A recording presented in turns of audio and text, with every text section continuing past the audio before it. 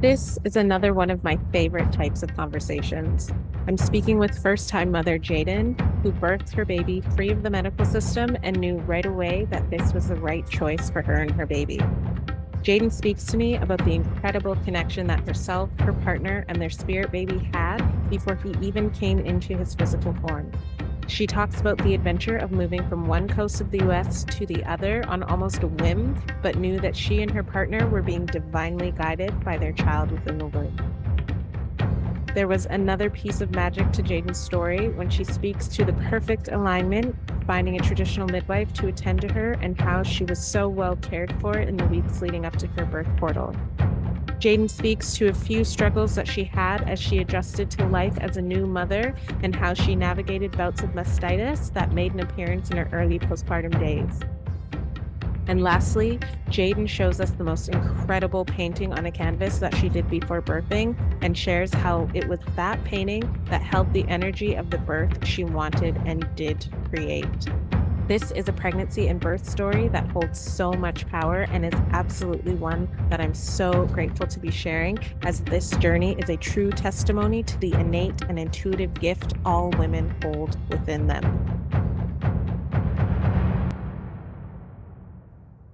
Hello, Jaden. Welcome to the Free Birthing in Color movement. I'm so excited and so grateful to have you here to share your story. Thank you so much for having me. I'm really excited as well. Yay. Okay, excellent.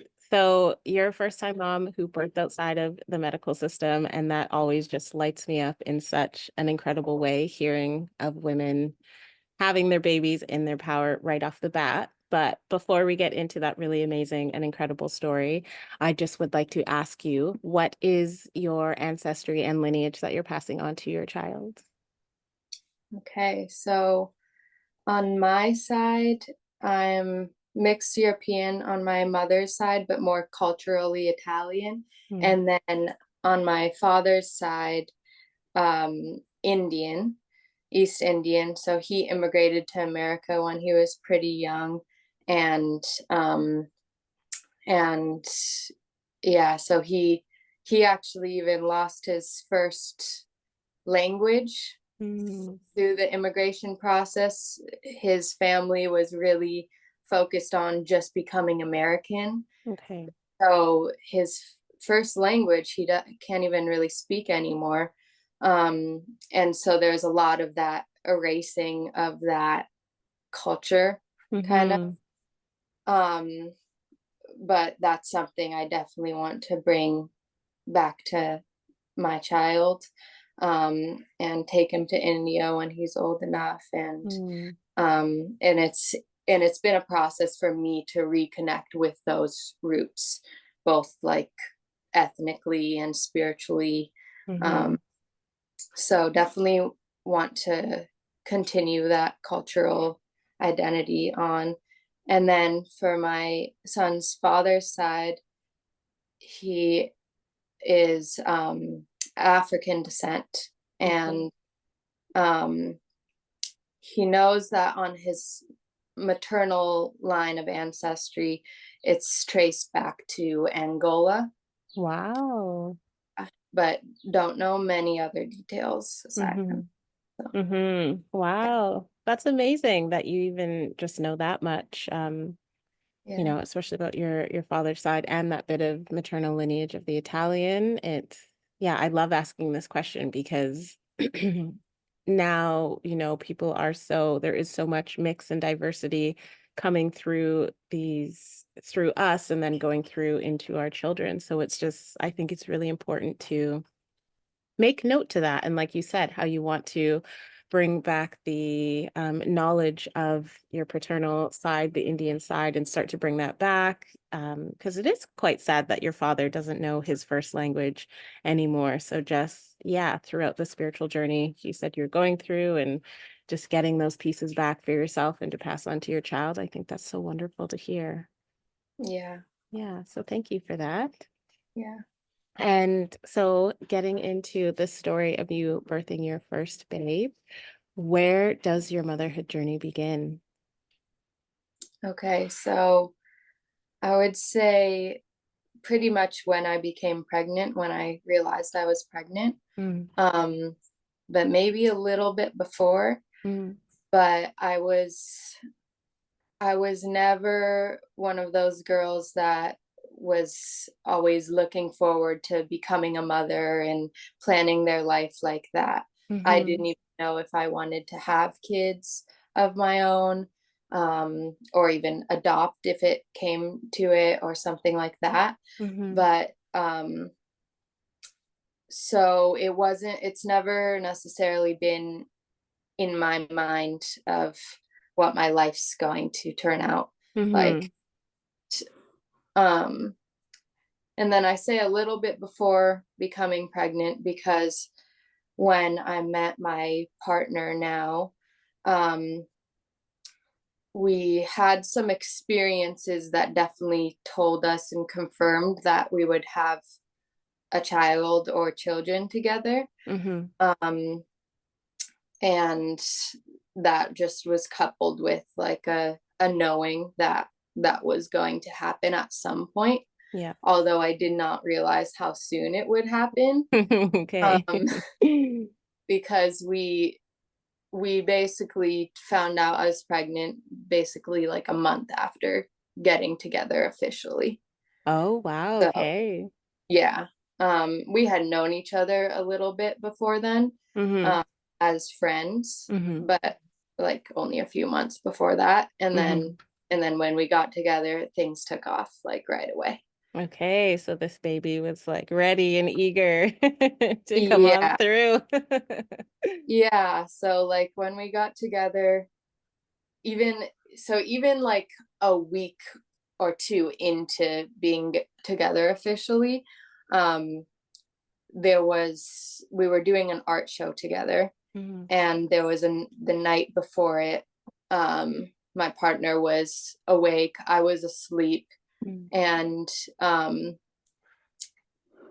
he said he was nervous and like going through all these anxieties before the show, and then um, a spirit just entered the space, mm-hmm. and immediately he felt like a wash over him, like everything's gonna be okay. um, Wow. and I was asleep laying next to him, and I guess he asked the spirit a series of questions, um, and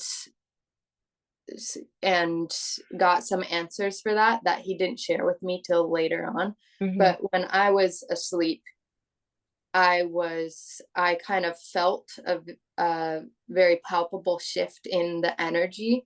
There was like the energy between me and my partner laying in the bed, and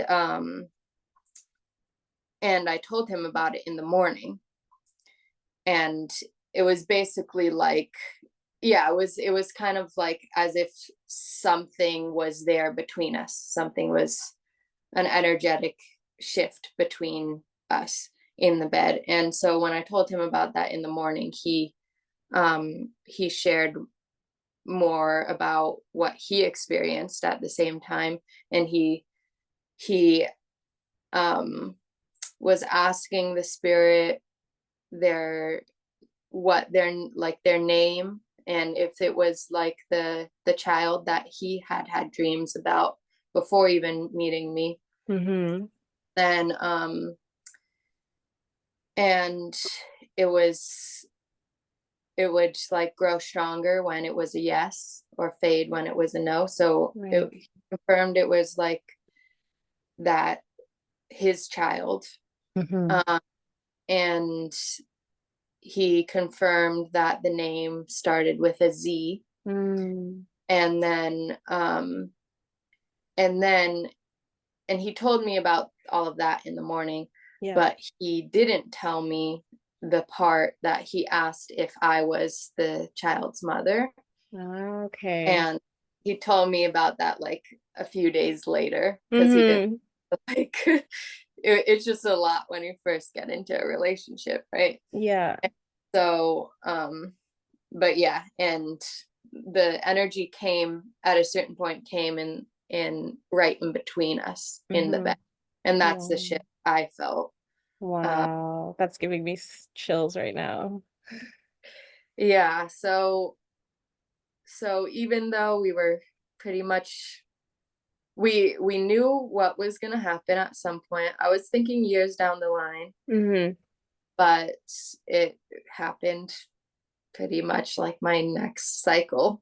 Wow. My next, I love hearing stories of that, and especially when men are so connected to these spirit children that come through. Because usually when I hear stories of women, it's saying like how she was so connected to the spirit baby and it came to her and, tapped into her womb and all of this. But I love, yeah, this beautiful connection that your partner had with this baby so strongly and so like definitely that this was your child and like you felt it too in that same moment. I mean, I just think that's so incredible and just like a testament to show that these babies that are coming through, they know exactly what they want. They know exactly who their parents are. They're giving us everything that they need, and we just have to listen to them as they come into the world. So, yeah, wow, that's so incredible that you had that, both of you. yeah, yeah. So yeah, it was a lot for sure Mm-hmm. of Mm-hmm. intensity right out the gate. Yeah, I believe it. Wow. Yeah, So then what was it like when because so the spirit, this energy of this child had come to both of you at this time, and then you said your next cycle is pretty much when you got pregnant with this babe. So what was that kind of energy like? How did you go about that, finding out like, oh my gosh, we had this connection with our baby a month ago, and now they're here in the physical. yeah. Um, yeah, it was definitely kind of shocking, a little bit just like disorienting Mm, because at the beginning I was like, no, this can't be like mm, this can't, even though it's telling me the test is telling me and mm-hmm. I'm experiencing these symptoms like um yeah, but then I finally had to accept what was happening to me. Right. Um but I think it's really nice that there was such strong confirmation Mm-hmm. um in like in knowing what was supposed to unfold, Mm-hmm. even if it wasn't on the timeline that I would have wanted. Mm-hmm. At least I knew that there was that what was transpiring was right, Yeah. is right, and it felt right. Because otherwise it would have been even harder to um, go into the following experiences Mm-hmm. with open arms, kind Mm-hmm. of. And even then, I definitely through the pregnancy, I had times when I was just like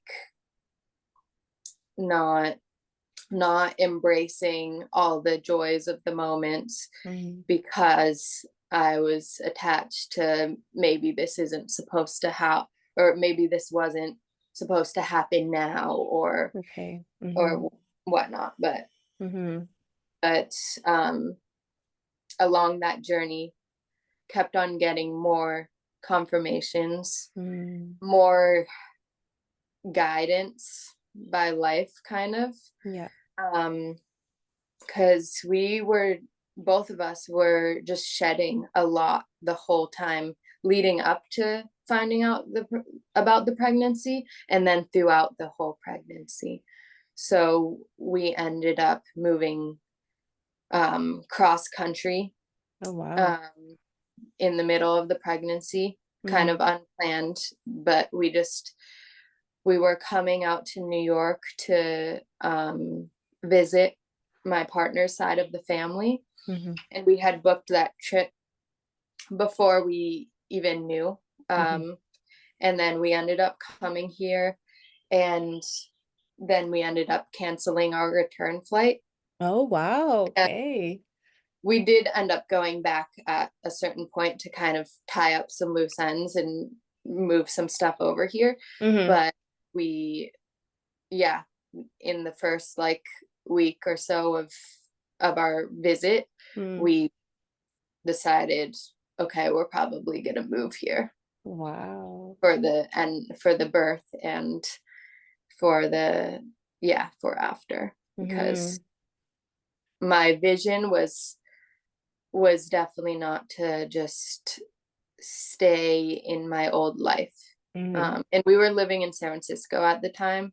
Okay. My partner had been living in a certain house for like a decade or so Mm-hmm. almost, and he moved out of that house pretty much right after we got together, but before the pregnancy. Mm-hmm. And so that was one of the shedding moments, Yeah. and the letting go moments. Mm. It was a lot of letting go of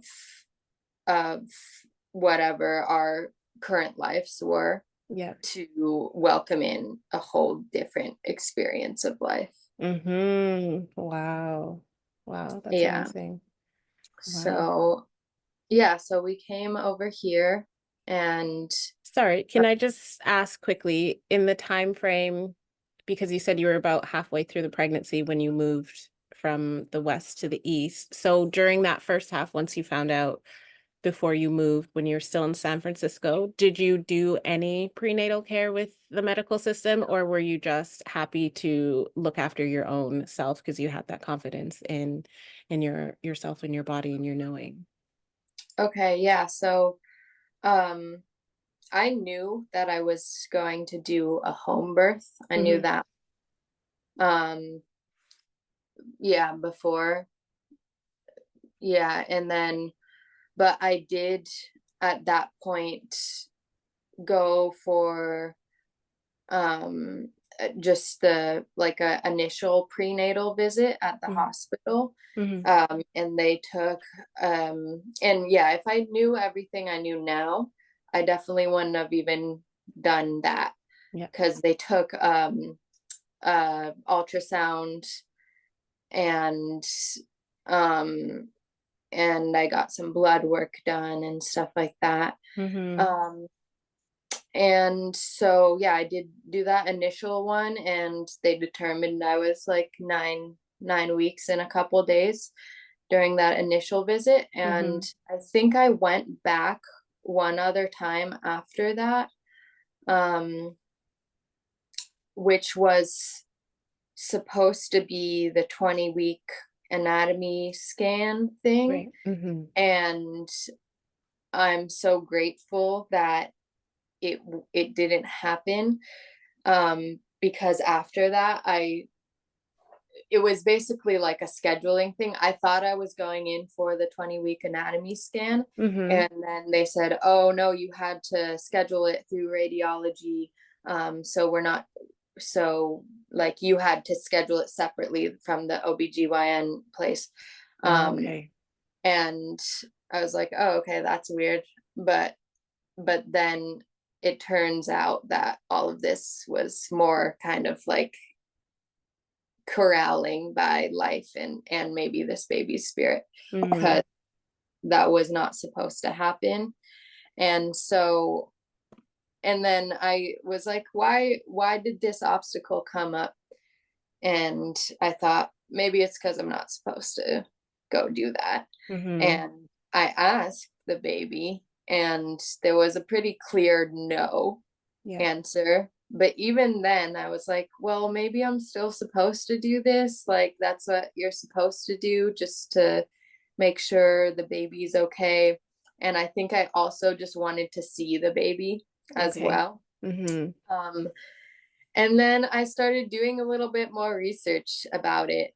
And then I quickly was like, oh no, we're not doing this. This Mm-hmm. doesn't seem even safe. And because the anatomy ultrasound is like, it's supposed to be an hour and a half of Oh my ultrasound gosh. on your That's baby. that's crazy. And supposedly they measure every part of your baby and make sure everything's looking Mm. right. But from my understanding of it, Mm-hmm. the measuring through an ultrasound isn't even that accurate. No, it's not. Yeah. Wow. Anyways, so I'm glad that didn't happen. Mm-hmm. Um, that I just kept on running into obstacles for getting that done, Yeah. and kept on hearing, no, this isn't supposed to happen. So I was like, okay, it's not supposed to happen. And then so I never did that. And that was all the care that I took from the medical system. Mm-hmm. Because after that we came to New York, and um and yeah, so on our first visit to New York, before we went back to San Francisco and gathered our things to bring back, um, we I was also looking for some sort of alternative care because I knew Mm-hmm. I didn't want to continue with the hospital. I knew Mm-hmm. that even before the anatomy ultrasound thing, but um, especially as I just kept on digging into Mm-hmm. all that care that they Mm. offer you, um, and what it really is. But so while in New York, the first visit, I was asking for the right person or group of people to come to me, Mm-hmm. um, to come into my life, and for what I would need, Yeah. about the rest of the pregnancy and the birth. And I basically one night was laying in bed, just was like, okay, I'm done thinking about all what needs to happen. I'm just throwing it out there to I'm ready to accept whatever is aligned for me Mm-hmm. throughout the rest of the pregnancy and the birth. And there it is. And then I was like, okay, I'm going to sleep, and it will come eventually. I'm not going Mm. to worry about it. And then a couple nights later, um, my partner, I think, was a random Google search of Ayurvedic, um, birth work or prenatal care or something, Mm-hmm. um, because I was also looking for someone who might be aligned culturally, or Okay. at least a woman of color. Yeah. Uh, yeah, so at least that. And so he searched Ayurvedic prenatal, and the first thing, one of the first things that came up was called Blue Lotus Home Birth. Mm-hmm. And that's a synchronicity for both of us because I have like a painting right over there that is like a feminine body with blue lotus, and it was all inspired by blue lotus medicine. My Mm-hmm. partner had been connected to that medicine as well for Mm-hmm. some years prior, so we were like, okay, that sounds interesting, we'll click on that. It didn't mention Ayurveda anywhere, Yeah. but it was kind of just one of those things that it popped up, at the right time. So, and then I reached out to um, that woman, and then I didn't hear back for some weeks. But then we did connect a week or two later, and um, she ended up being so on point with Mm. everything that I wanted and needed Yeah. before I even knew that's what I wanted and needed. Okay. Because throughout the whole pregnancy, I was doing a lot of research, and I learned so much later on in the pregnancy that Mm. it kept on unfolding, but it ended up being like I was going in the right direction the whole time. Mm-hmm. So, and so she was perfect. She's a traditional, um, midwife, birth worker, um, was never in the system, Mm-hmm. and so not certified or anything, and just uses like, massage therapy, herbs, Mm. flower essences, all the good Mm. stuff, basically. Wow. Yeah. And she's also, um, she was also like, everything was about empowering me. Mm, Like nothing was out of my hands. She's there as a support. mm-hmm, She gave me amazing massages mm, throughout the pregnancy. Um, our prenatal visits were really just like hanging out for an hour or two, and mm-hmm, I would get a massage. We would just talk and talk about life, talk about visions for the birth and mm-hmm. stuff like that. But it was really casual. Yeah. And when it came down to the actual birth, she was just there holding space. She didn't do Mm, anything like a cervix check or anything like that. mm-hmm, Um, it was just she was just there mm-hmm. to hold space and be a witness, really. Yeah, Um, and that's what traditional midwifery That's what it is a woman that has knowledge of birth, knowledge of the birth process, who is totally and completely in trust of women and their bodies, and someone that uses, like you said, herbs, flower essences, hands-on body techniques to make sure that the mother is feeling comfortable, safe, calm, at peace during this pregnancy journey, and just talking about what she wants for this birth to come into reality. And it doesn't have to be numbers and testing, and we need to make sure that you reach this level and you have to drink this drink to check your blood sugars. Like, it can just be as simple as hanging out with a woman, getting a really beautiful prenatal massage, and then speaking your birth vision to her and just having her listen and mhm. say, like, all right, how are we going to make this happen? So I love hearing that that was the kind of support that you found, and you called it, like you said, you literally called it in and it all worked out for you. That's so beautiful. Yeah. Yeah, that's just so beautiful. Yeah, and that was another confirmation of why we were supposed to come to New York. Mm, Um, because um I guess in that ask of me, um I also said, wherever it is, whether mhm, it's New York, whether it's San Francisco, whether it's a different country, um, I'm open to anything. mhm. And so then, yeah, it ended up being here. Wow. Yeah. Wow, that's incredible. Yeah. Um, do you want to get into like the lead up to when your birth process started and how that was for you?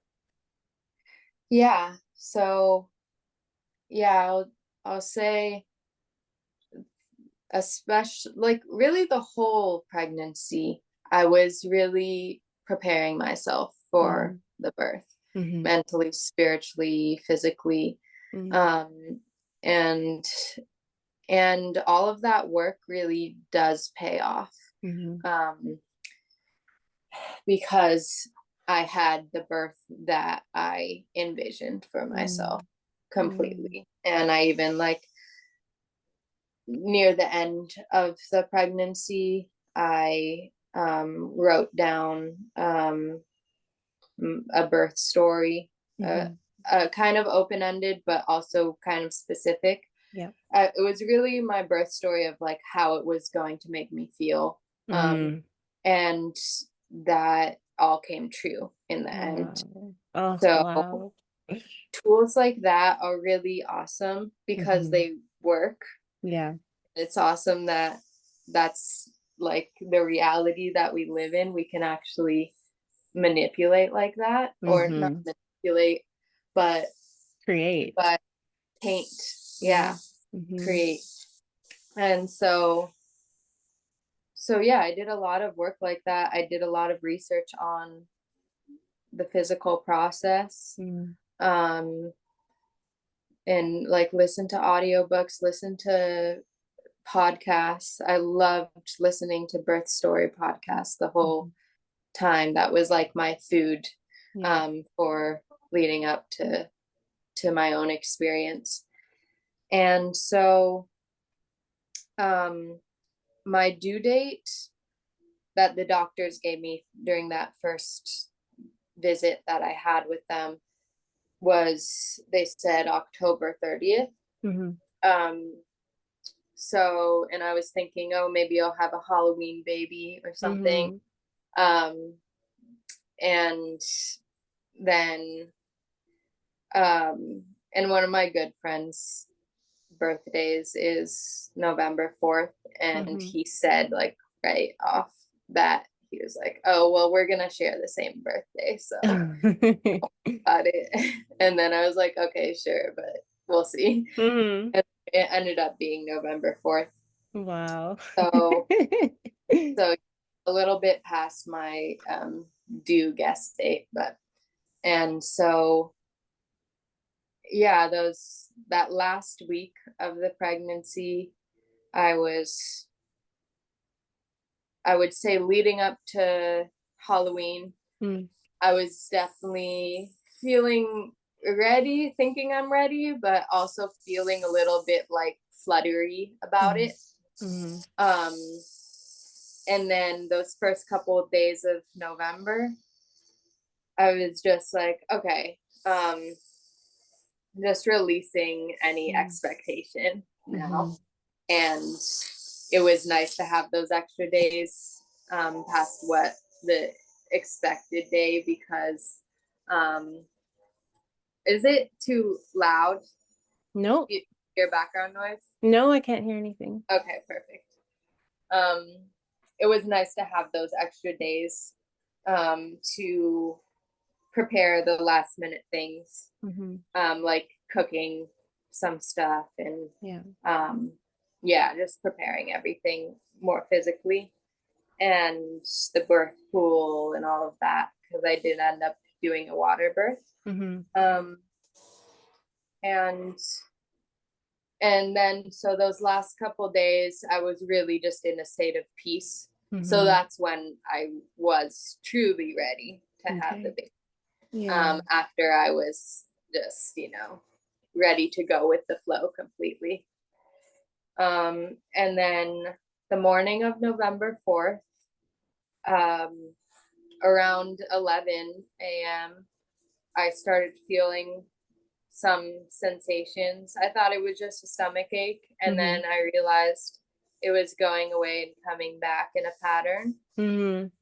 Um, and so I was upstairs alone, and when I first started realizing it, and then I went downstairs, and my partner, and I wasn't planning on saying anything Mm-hmm. until a little bit later. My Mm-hmm.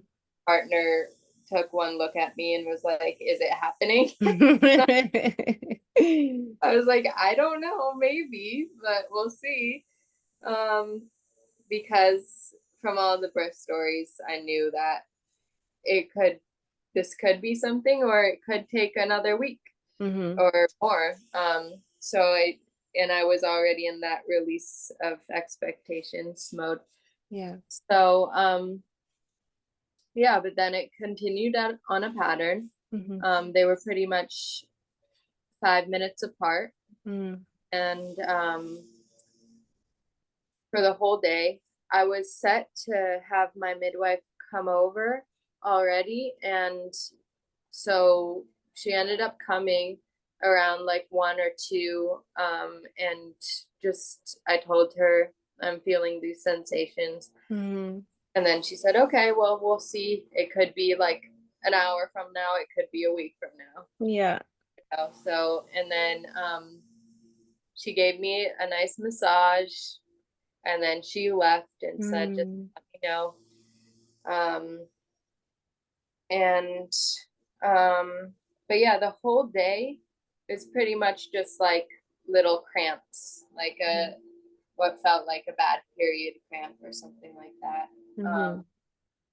And then by around 4 o'clock, I think I threw up, and um, and shortly after that had some blood, some bloody mucus, and so and when I told my midwife that. She said, okay, I'm going to start getting prepared Mm-hmm. to come over with my supplies and everything. Um, and then by 6:30 is when it started really ramping up. Mm-hmm. Um, and I took a shower and I was relaxed the whole day. And then it started really ramping up around when the sun was setting. Mm-hmm. And I got to watch the sunset peacefully. And then from that point on, my partner was by my side pretty much the whole time. Or yeah, the whole time, not pretty much, but and so I was still like mobile, kind of moving around, going to the bathroom, throwing up, just purging everything. I couldn't really even drink water past a certain point. Um, like yeah, past like 6:37, I couldn't really even drink water without throwing it up immediately. Mm-hmm.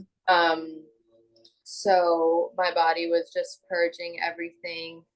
And then around 7, um, my midwife's birth assistant, kind of just another woman, just for to be an extra pair of hands and support, came and and then it was definitely pretty intense.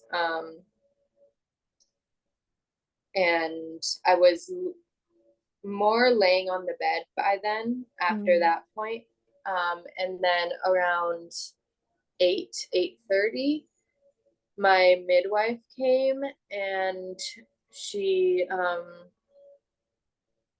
she was just kind of there and like taking note of my state. And she and I was definitely moaning through contractions at that point. Um, and kind of just, yeah, just moving with it. And so but still in my mind at this point, I was thinking, this is really probably just the start, Mm-hmm. uh, because it just started getting intense. Yeah. And so I was thinking, it's just the start. I could have a long way to go. But she came in the room and she said, well, it sounds like you're pushing.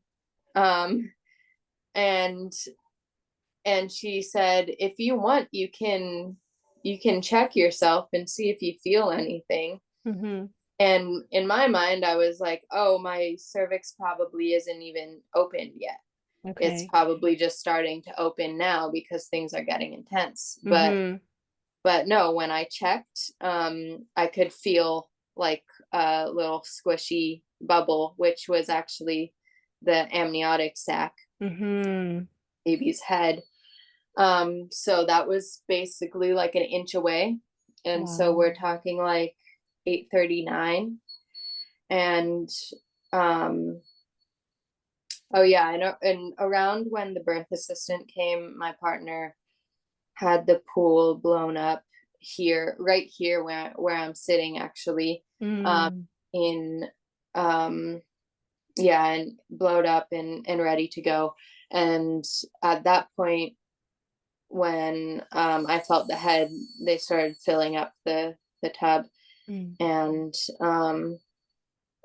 and then um and then at 9 p.m.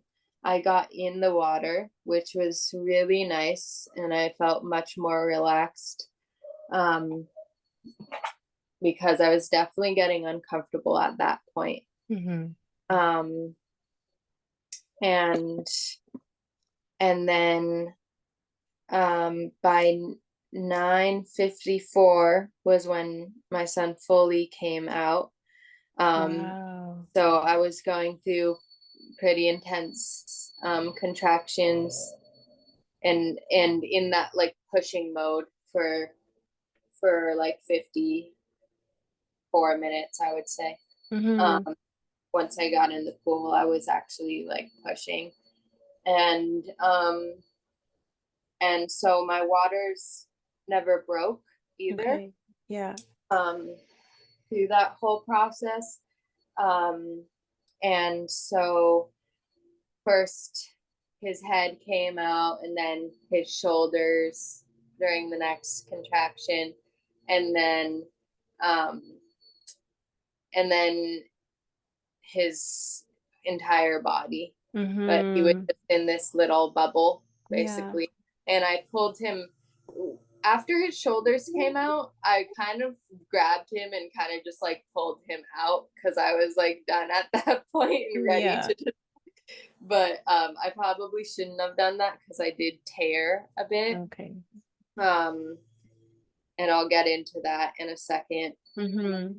My partner actually wants to bring our son up. He's hungry. Yeah, yeah, that's okay. Okay, so yeah, so I was holding him in his little bubble, Mm-hmm. um, and it's funny because at a point in the pregnancy was when I learned that a baby could be born without their amniotic sac being popped, without your waters breaking. And when I heard that, I was thinking, oh, that sounds like my kid might have that. But then I just, you know, didn't think about it much after that. But yeah, he ended up being born in call, um and so my midwife was just sitting beside the tub, and she was like, unveil your baby, unveil your Yeah. baby, because they call it a veiled birth. Mm-hmm. And I was still kind of just like taking it in because I wanted to study like this little baby in this bubble. But and then she, after saying it a couple times, and I kind of tried to pop it, but I was being a bit too gentle. She just came and helped me and just like pinched it from the back, and then I um kind of brushed the his sac away. And yeah. and and then what? And then yeah, I did tear. Um my midwife checked me out a little bit after I got out of the tub, and they warmed me up, and I was laying on the bed, holding him, and or yeah, oh, and then like I want to say like 40 minutes later is when I stood up and um, birthed the placenta into a bowl. They just like helped me and held the bowl under, and I just squatted a little bit, and the placenta came out really easy. Mm-hmm. And so, and then after that, I was still bleeding a lot. So my midwife checked me out, and she saw that I tore. Um, she saw that I tore, and she said like a second-degree tear. Um, and she said I could go get it stitched, or I could try to do the more natural route of um, applying honey and um, sorry, applying honey and seaweed, and keeping my legs together and closed, and also being on bed rest for, and not going up and down the stairs because we live on the third floor here. So Okay. she's Yeah. no going down the stairs for like at least 2 weeks. Mm-hmm. And it ended up being kind of longer than that I took till I went downstairs. Mm-hmm. Um, so um so I wasn't worried about that in the moment.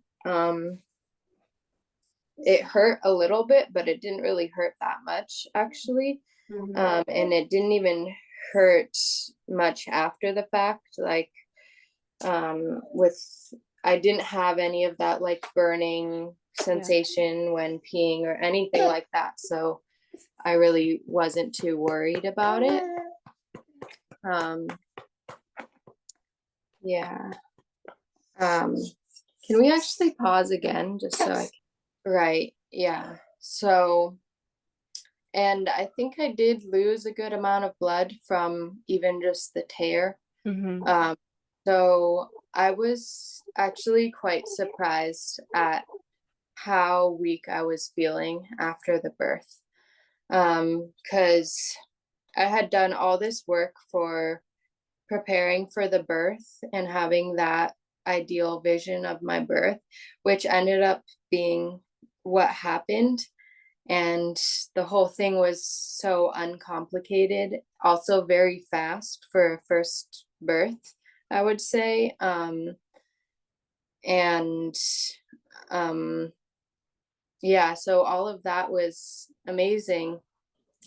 But do, I wasn't prepared for the immediately after the birth, for the recovery process. Okay. Um, and I was thinking I'm young and healthy and I'll probably be back on my feet like within that week. Um, Even knowing that I should take time to have the bonding time with the baby and some Mm. internal time just to cocoon and stay gentle with myself. Yeah. And I was thinking I would take that time, but I didn't think I would need that time Mm. so Mm-hmm. deeply. Um, and it, because it was a lot, especially with the tear. I was so surprised that even standing up for more than 5 minutes was making me out of breath. Like in that first week, even in that second week, I was still feeling that weak, um, that depleted from what I had just gone through. Even though it didn't seem so draining in the moment. So yeah, so that's one thing that I wasn't fully prepared for. Um, Mm. and I would also say that having the tear was mentally challenging and emotionally challenging to be transformed, and you're already transformed in many ways through birth, and then that was just another part of it, of this transformation of a certain part of my body even. And um, and I'm still in the process of kind of learning and accepting that new, because it almost seems like a new part of my body, because I'm not familiar with that part of my body. um I have to relearn her basically. um so yeah, it's definitely like it was definitely a mental hurdle for my recovery process, just that Mm. alone, and having to stay in one place, Okay. not having the option of moving very much, and or moving my legs. Um and yeah, it's definitely, I was definitely getting a little bit of cabin fever, even just being confined to one room, because Right. I was here for the birth and I really didn't leave this one room Yeah. for 2 weeks. Okay. My partner was bringing me food and water and all of that. And it's amazing that I had that support, that I Mm-hmm. could actually do that and Yeah. not, and allow my body to heal naturally Mm-hmm. without having to push myself and cause the healing process to take longer or Right. doing damage. Yeah. Because because what I came to understand more about the tear was my body gave where it needed to give, Mm-hmm. kind of, and now it's rebuilding itself. Mm-hmm. What I mean about this as a new part of my body. Yeah. And yeah, kind of meeting this new part, where she's at, rather Mm-hmm. than wanting her to go back to what she was. Yeah, yeah, and that's a beautiful way to come to like acceptance of that, even though it is a hard journey to have to bring that in because yeah, tears are natural and they happen as they are meant to happen when the body is physiologically moving through that process, but still, it's changing your body. It's changing your vulva, it's changing your vagina from what you've already known it to be to something completely new, just as you have changed from being a maiden, a woman without children, to a woman now with the baby. So the correlations in that is, yeah, it's very, very potent and palpable. And I love how you're taking the time to just slowly let that sink in conjunction with, going from maiden to mother and then experiencing this birth through the body and then experiencing this transformation as well physically on the body. That's really beautiful. Yeah. Mm-hmm. Yeah. The transformation really does touch all parts of your Mm-hmm. life. Um, Mm-hmm. Yeah. so, and yeah, it's one of those things you don't know until you know, Mm-hmm. until you're in it. Yeah. Totally. So yeah, to other mothers to be, I would definitely say to allow yourself that time Mm-hmm. after. Yeah. Um, you might you might you might not experience um that much depletion, or you might experience more than what I experienced, but either way definitely it's definitely you're definitely deserving of some retreat Yeah. after the birth. Yeah. Definitely. Rest, integration, regeneration, all of that. Yeah, because you are physically and spiritually just blown Mm-hmm. wide open, Mm-hmm. and it takes a while to come back into your body. Mm-hmm. And that was another thing my midwife offered me, was a closing ceremony Mm. after. Yeah. And I think she usually does that at like 6 or 8 weeks. Um, but I know for me, at my 6 week mark, I was not even close to feeling like I Mm. was out of the birth portal, Right. even. Yeah. Like, and I believe we did my closing ceremony maybe at 8 or 9 weeks. Yeah. So even after what she typically does. But I would even say I didn't feel that full closing until a good like 12-week mark, maybe. Okay. Yeah. Um, and even as that goes, like there's steps Mm-hmm. to transitioning into Mm-hmm. the new way of life, Mm-hmm. and and becoming comfortable with your body again. Mm-hmm. So now at 6 months, at the 6 month mark, which is where I'm at now, Mm. I'm just now feeling like a lot of vitality back into Okay. my body, a Mm. lot of um, comfort and acceptance of my new body, Mm-hmm. and mobility and strength Mm-hmm. returning. Mm-hmm. Um, so it takes some time. Yeah. Yeah, Yeah, absolutely. And you just have to be gentle with yourself and allow it to come through as it's meant to come through. yeah. Mhm. I did want to ask you, how was your breastfeeding relationship with this baby after? he was born? Was it easy or did you have some struggles in there? What was that like for you? So we had no problems with like latching and learning how to feed. Um, but another thing I wasn't prepared for is actually I had I remember those first 3 days, maybe even longer. Every time I would feed him, every time he would latch, I would get those same, almost the same intensity of contractions. Mm-hmm. And so I wasn't expecting that or prepared for that either. Yeah. And so it was definitely difficult being taken back to how it felt to be birthing Yeah. again every time that I nurse, and I was nursing him a lot, obviously.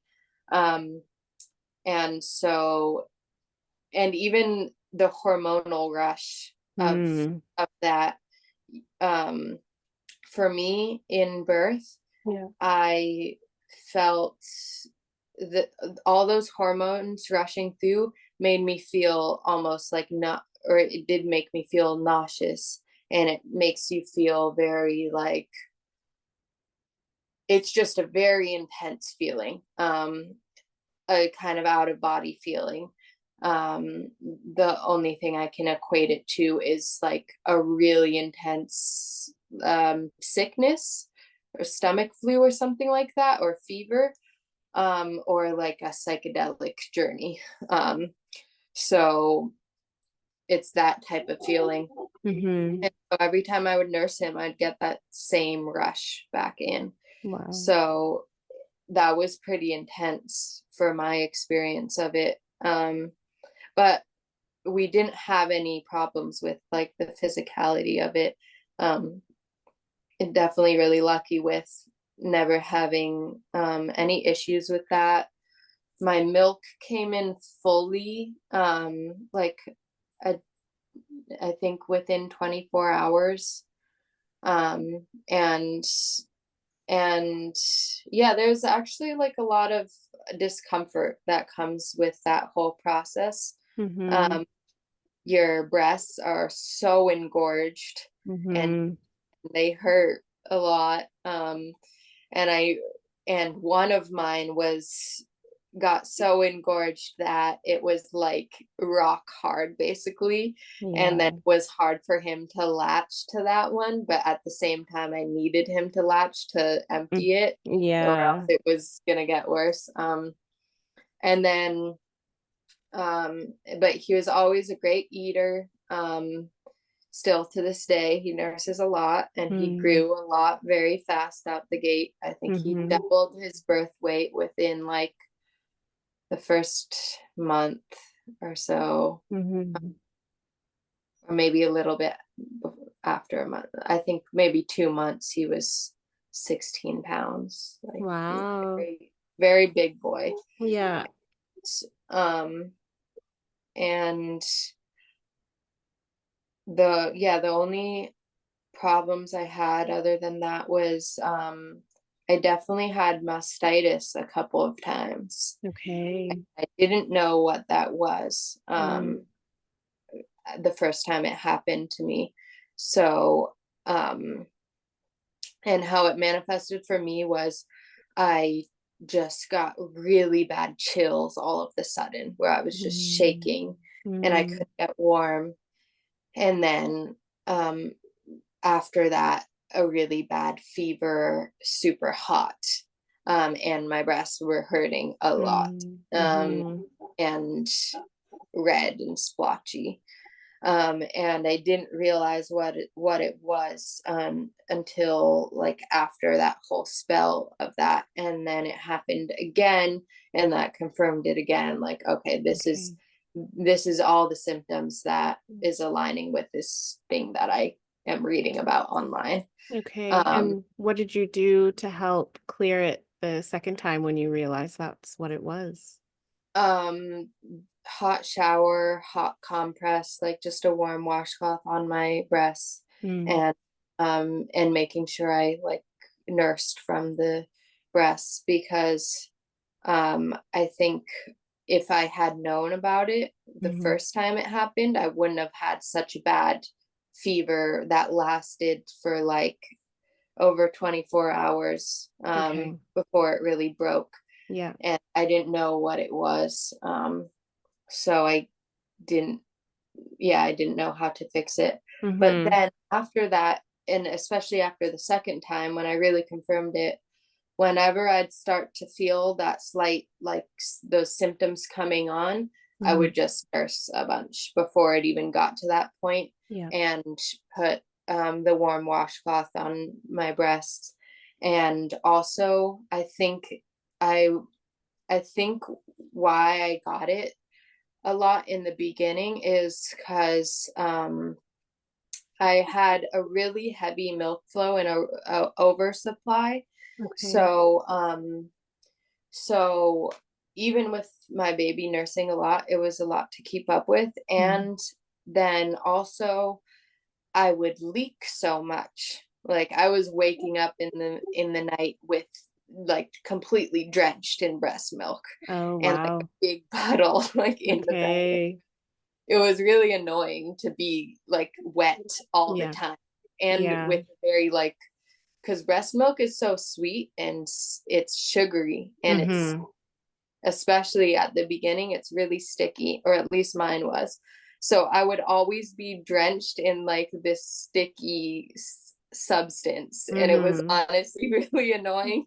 Yeah. um but yeah, so I had like I was trying to experiment with using breast pads to Mm. and a bra that would hold up my boobs and hold the breast pad in place. um but that's actually made the mastitis come on pretty Mm. more frequently, so Okay. I ended up just having to wear loose t-shirts, no Yeah. bra, Yeah. um, and always keeping that area dry. And I would just use a washcloth, fold it Hmm. up, and put it in my on my other breast as I would feed from the Okay. other two, Right. because I leak a lot from the other Hmm. one, Hmm. especially in the beginning. Hmm. So I was leaking a lot, and I was like, when is this gonna end? Yeah. Oh, wow. Okay. But he's been exclusively breastfed since birth. Wow.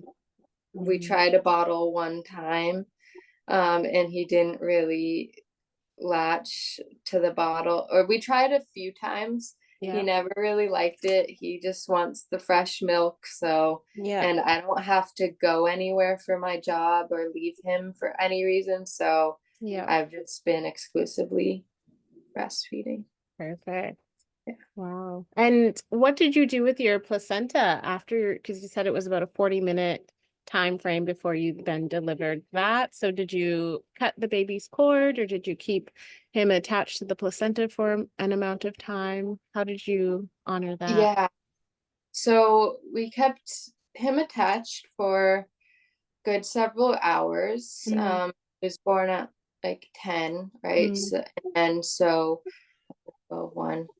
Yeah, I think we did a cord burning ceremony mm, between 1 and 2 a.m. mhm. that night. Um, so yeah, he was asleep the whole during the whole cord burning ceremony. Mhm. Um, so he had 4 hours, and then I felt like it was enough, and Yeah.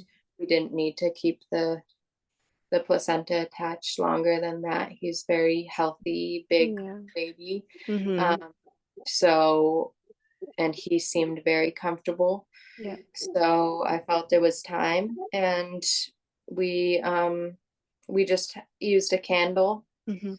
and burnt the cord, and it it takes a while actually for the cord Yeah, it to does. um but within 10 minutes it was enough to detach, and he never woke up through the whole thing. So, Mm, and then I kept the placenta just in the fridge, mhm. because I wasn't able to, my plan was actually to do the whole powdering of it Oh yeah. and use it for like for capsules or also for like fertilizer to Mm-hmm. plant a tree or something like that. Mm. Um, but I wasn't able to do that right away Mm. because I couldn't even go downstairs to the kitchen. And it was something that I would have wanted to do myself with my own hands. And I just wasn't strong enough to deal with anything after the birth. Um, so I needed to just stay in bed. And then about exactly a week later, 7 days later, I was strong enough to um, take the placenta and I washed it again and I got to take some pictures of it. And then I made a tincture with it. I I got some mescal and I made a tincture with some of the placenta and Wow. that and I think I sprinkled a little vanilla in there too later on. And and yeah, so I have a tincture. And then I still have, because I only use some of the placenta for that tincture, I Mm-hmm. still have some of the placenta, like the other half of it, in my freezer for Mm-hmm. now. And eventually I want to plant it with a tree Yeah. with my son, probably when he's old enough to partake in that Oh. activity. Oh, I love that. Yeah. Wow. Oh, that's so beautiful. Your whole story is just so beautiful and just goes to show how like simple and easy birth can be. And when you really consciously think to what you want and what you want to create and listen to your intuition and yourself, like it can just be this way. And even though, like you said, you had the tear, which created a new level of transformation, you were still accepting of that and just you're just allowing this beautiful postpartum timing for you to unfold exactly as it's meant to without trying to, control it to be a certain way and make things, kind of quote unquote happen for you, which was just like your pregnancy experience. You really just were led into where you were meant to go, moving across country, and then led to finding the woman that was going to support you. And yeah, it's just really such a beautiful, I want to say like this is just a beautiful and gentle story from, pregnancy to this postpartum timing. It all just feels really gentle and really graceful, everything that you spoken to and the way that you're integrating all that is coming your way. So I'm just really grateful to hear this and to hear how, as a first time mother, yeah, it's just birthing in this way can just be gentle and can be so simple, and you can really trust yourself as a woman because you will always know what is best for you and you will always know what is best for your baby, and just listening to yourself is the way to go. So yeah, thank you for sharing. Yeah. Thank you for having me. And yeah, Hmm. gentle is a great word. And yeah, if there's one note to end on, definitely give yourself that gentle time if you're going through this process. Hmm. Give yourself grace Hmm. and ease and don't rush through anything Hmm. because there are definitely times through my recovery that I was wanting to be at a different place than I was Hmm. currently. Hmm. And I just kept on having to remind myself, like, I have Hmm. many, many years and Hmm. the rest of my lifetime to, Yeah. and all the moments to just allow myself to be wherever I'm at and eventually I will get to the place where I feel like I should be, but Hmm. that's not necessarily the goal. Yeah. To just be at that fully recovered, fully vital state. Um, Hmm. it's that the time of recovery is so important for setting yourself up for success through the rest of your motherhood journey. I would, Absolutely. Hmm. because and so enjoy that time, take that time, um because it's not time you're going to get back. Hmm.